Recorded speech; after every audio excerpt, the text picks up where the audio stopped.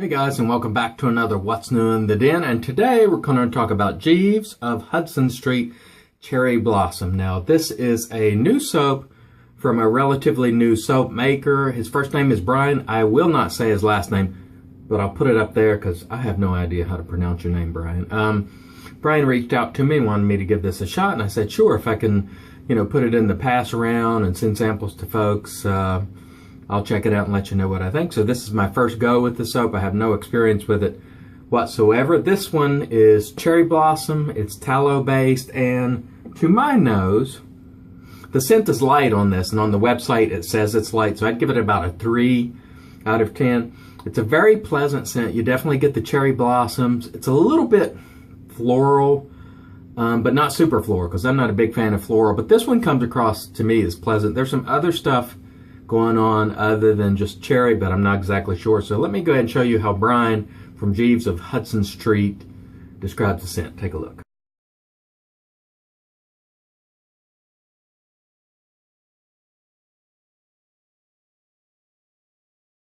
All right, so you see how they describe it. And by the way, on the label it says veteran owned, and of course I'm a veteran, so I like that. So thanks a lot, Brian, and thanks for your service. All right, let's get down to business, as we say in the South.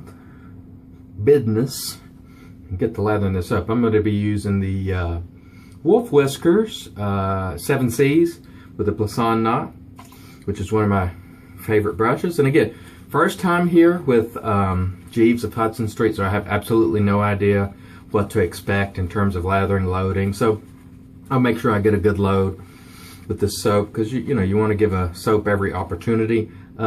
It's fairly hard. It's not nearly as soft as, say, Katie's Bubbles, and that's not a bad thing. I think you get a lot of value out of hard soaps because it really seems to last a long time. I don't know if it really amounts to much in terms of value, but in your head, or at least in my head, the soaps like Martin de Condré, that seems like it just takes very little. Every time you lather, it looks like there's no soap gone, and that's what I mean by harder soaps. Sometimes, you think you're getting more for your money. You may or may not be. But anyway, looks like we're getting a pretty good load on this, and scent is nice. I mean, it's just pleasant would be the way I would really characterize the scent here. All right, let's put some water to the face and see how this goes. Stand by.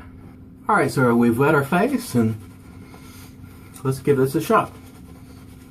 Definitely, the cherry scent here is changing a little bit. It actually smells kind of like natural, cherry blossom. It's not, to my nose, it doesn't smell particularly artificial or super artificially sweet, which is nice. I think a lot of people would like that.